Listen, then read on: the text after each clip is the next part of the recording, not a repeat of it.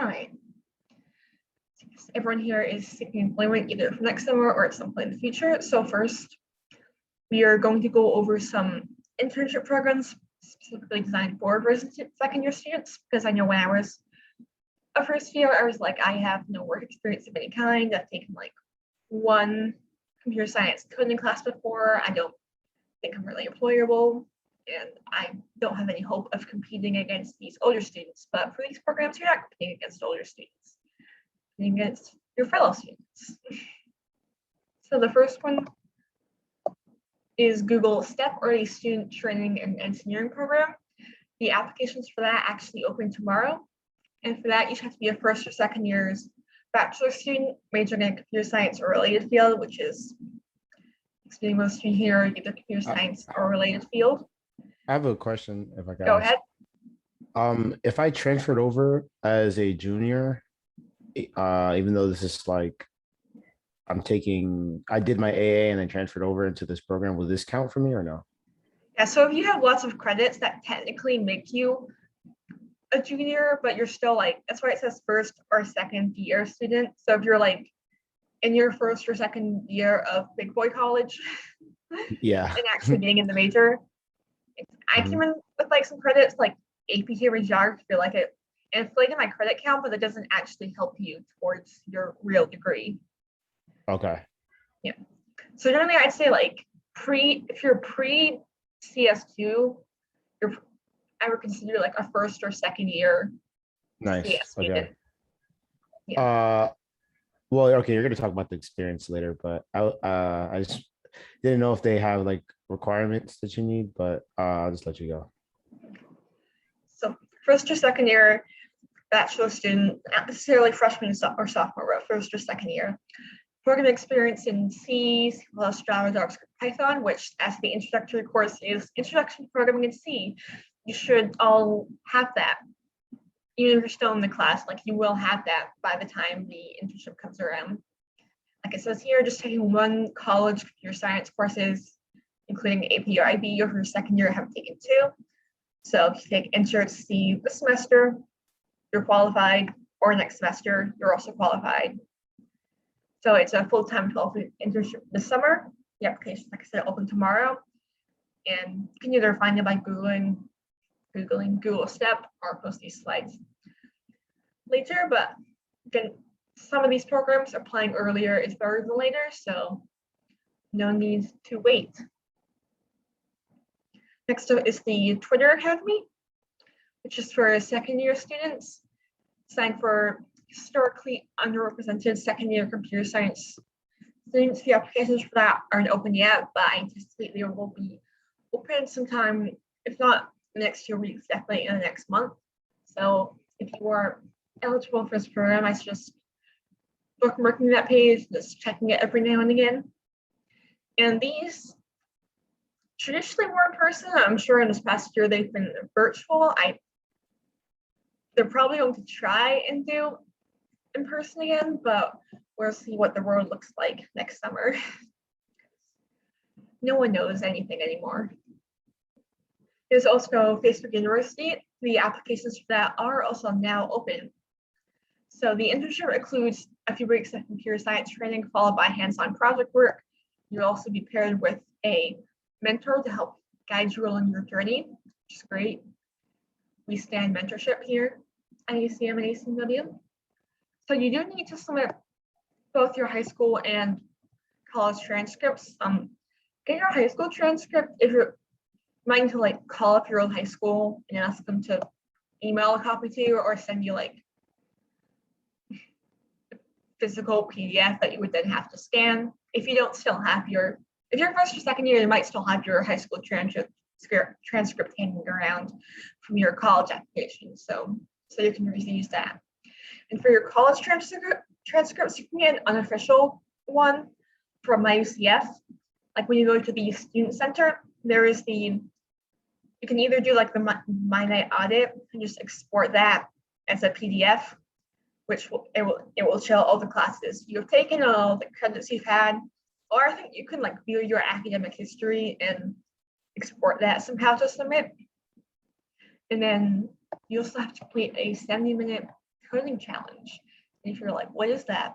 We'll talk a little bit more about that later. And there's also the Microsoft Explore internship, which is for first and second years. In that one, you will explore both core disciplines, program manager and software engineer during the 12-week internship, because as important as it is to know how to actually code stuff, project managing and planning stuff out is equally important. Like I'm in senior design right now, and basically the first half of that is planning out the project, because if you don't have a plan, then you don't know what you're doing.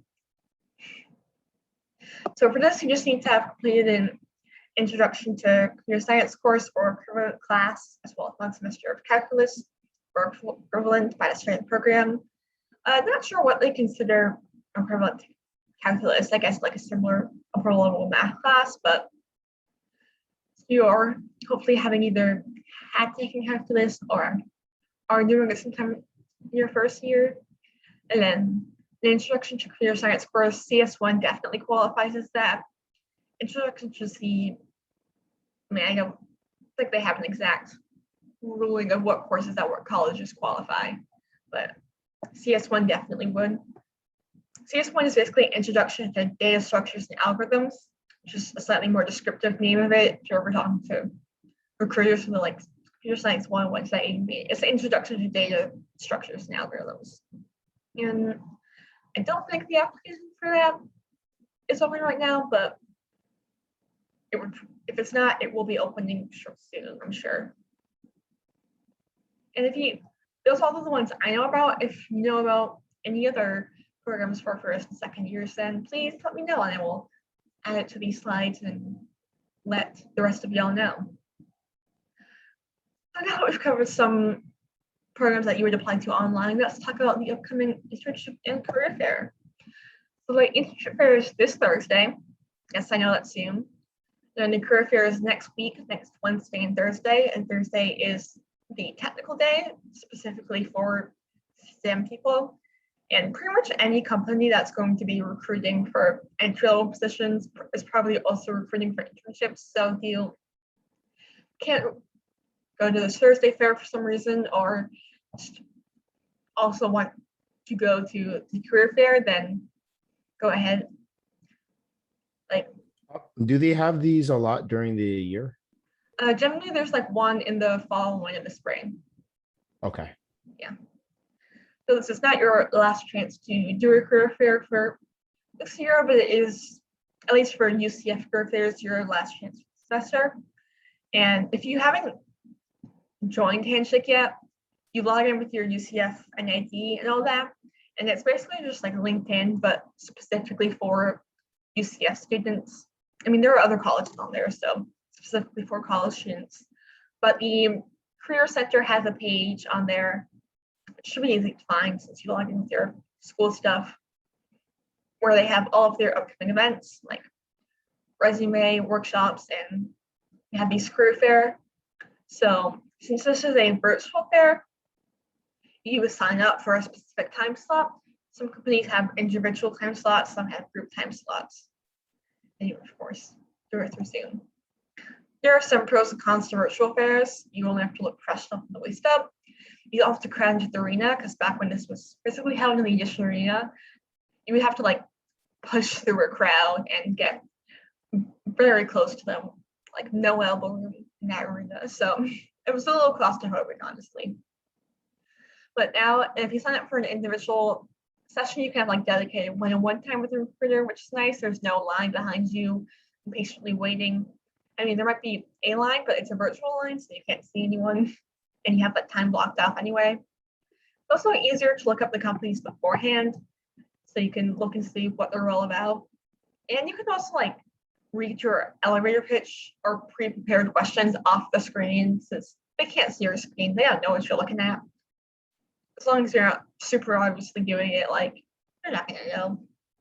So, cons is you have to like sign up for a company beforehand. You can't like browse and just wander along and think, that looks interesting. What do you do? And if you don't get the company signups, you can't talk to them. I don't know if their like group sessions are limited to a certain amount, but individual signups can fill up. And you also don't get any free stuff at virtual fairs. Don't recall UC Fair being a huge magnet for freebies, but some other career fairs I've gone to, I got a lot of stickers.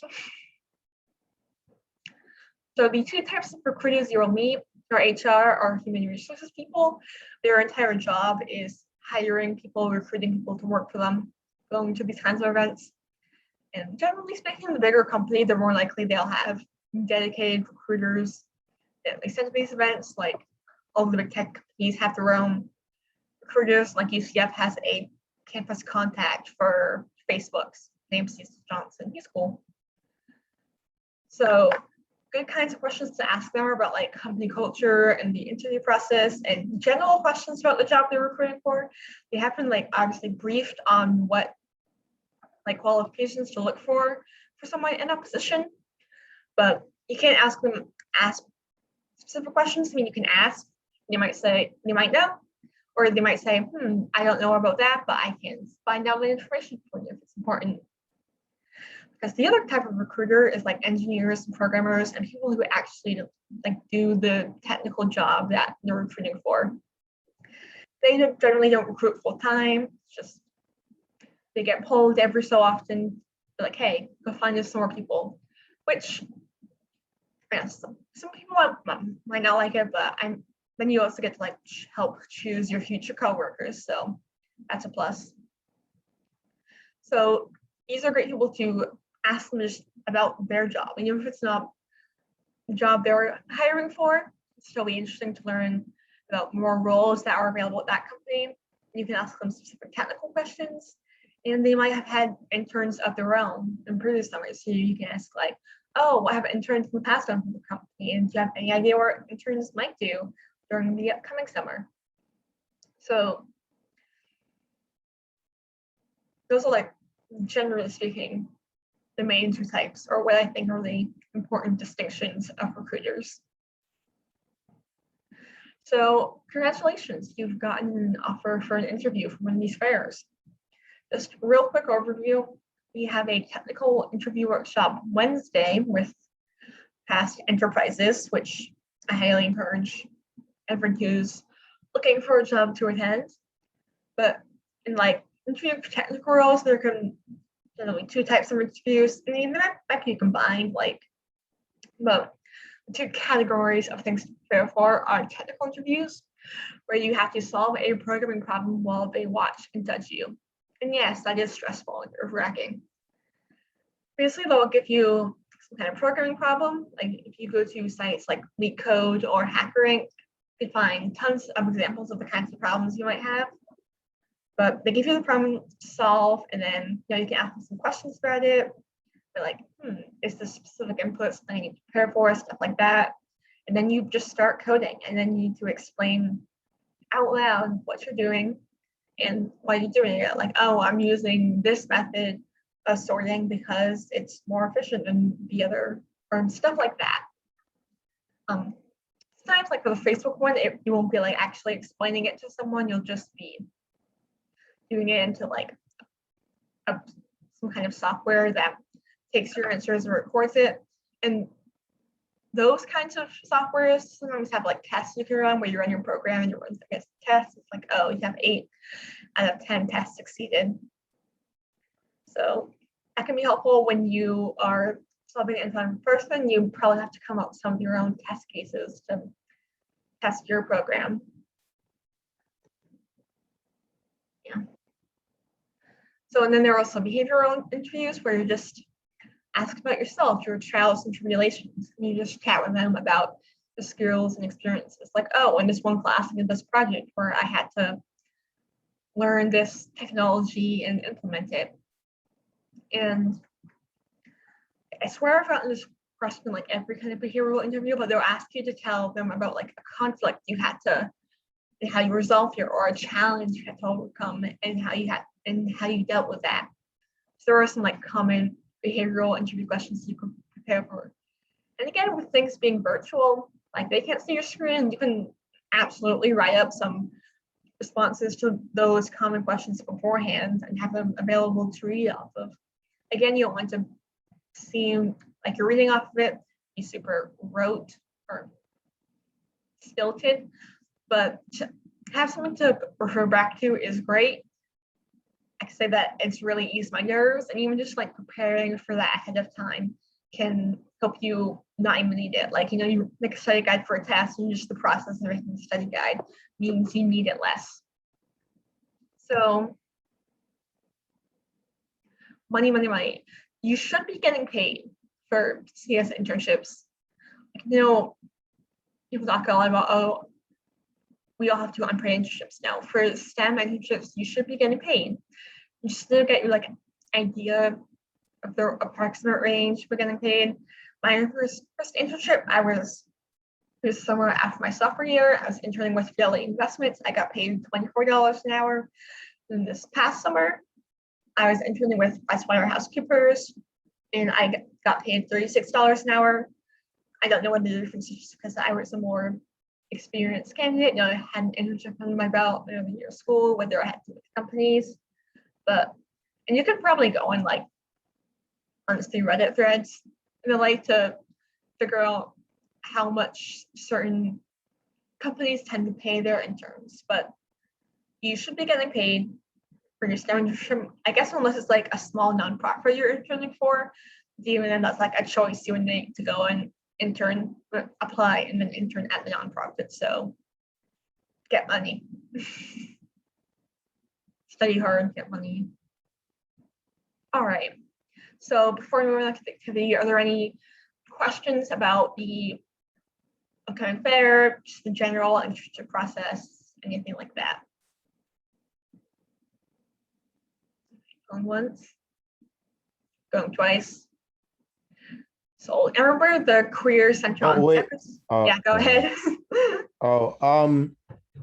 If you're like in like the intro to C classes and you haven't got to algorithms yet, are these the time to apply for internships, or should we wait till we take a class that has to do with like learning the algorithms?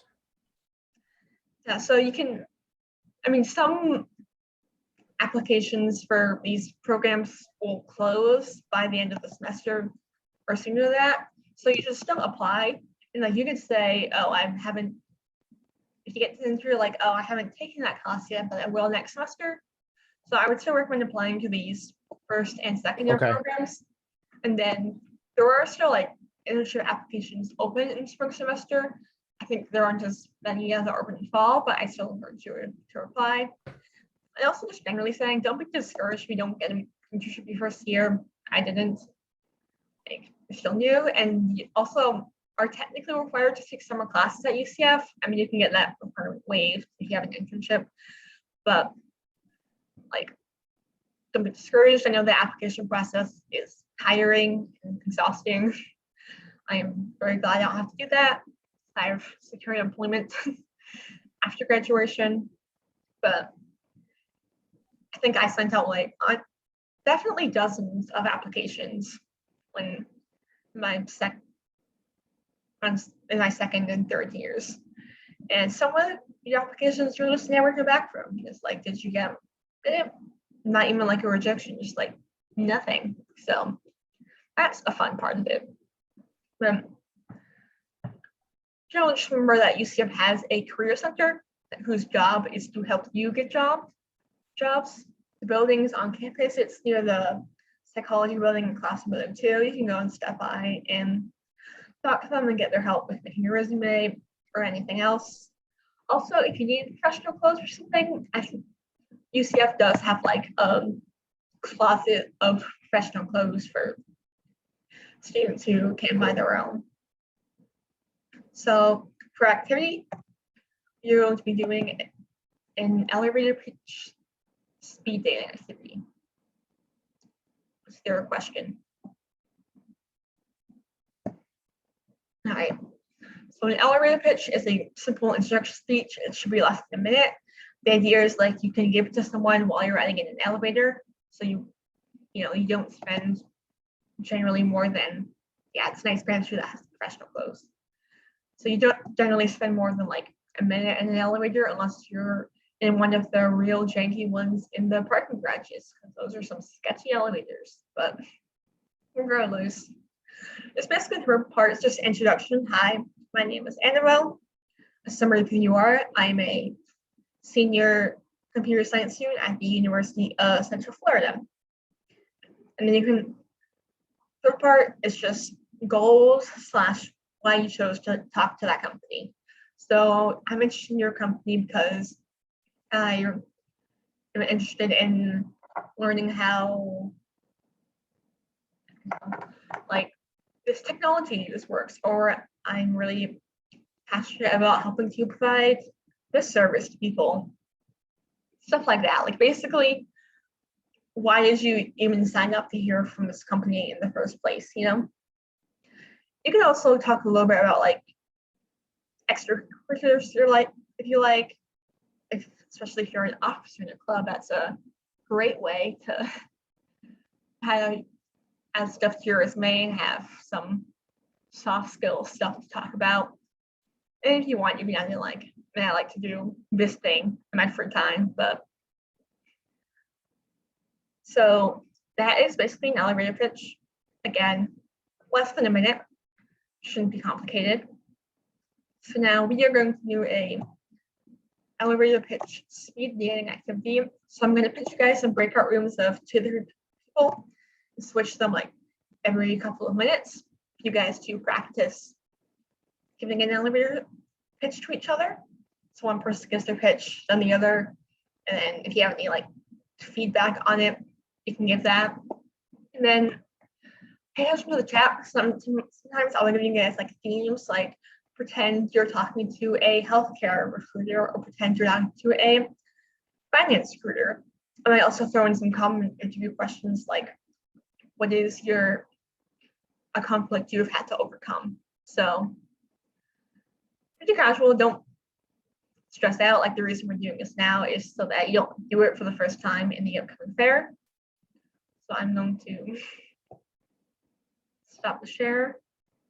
I will be hanging out in the main room. So if for some reason you end up in a room with like just yourself, I mean, you can practice your mirror if you like, but if there are any problems, you can come back into the main room. So, all right. Yes, I saw there was a noted rapid decrease in participants. So I guess people are scared of giving their elevator pitches. But if you're scared of that, then you need to practice. I have a question. Yeah. Can you put that PowerPoint back up just to see what was the elevator questions? I will copy the text and put it in the chat. All right. I won't be able to show you my screen when you're in the breakout rooms. Okay. I guess a lot of people are scared of giving elevator pitches to each other, but that's why we're having you practice them now. So you can sound nice and professional when you do it Thursday. All right, so doing 6 breakout rooms. Cancel. Great. And all right, you should now be able to join your breakout room.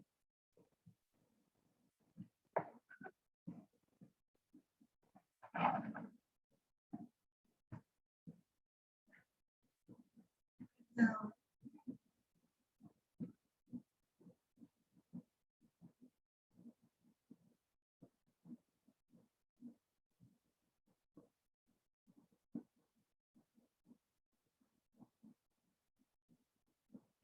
Alan and Car, are you going to join your breakout rooms?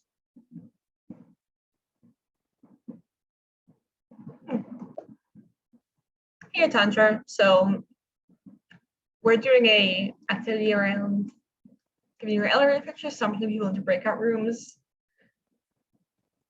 And I can add 2 to 1, or if you have any follow-up questions about that. But yeah, basically just go into your room and give your elevator pitch.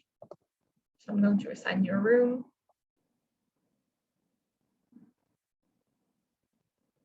I'm going to stop recording now because me staring at a screen is not interesting.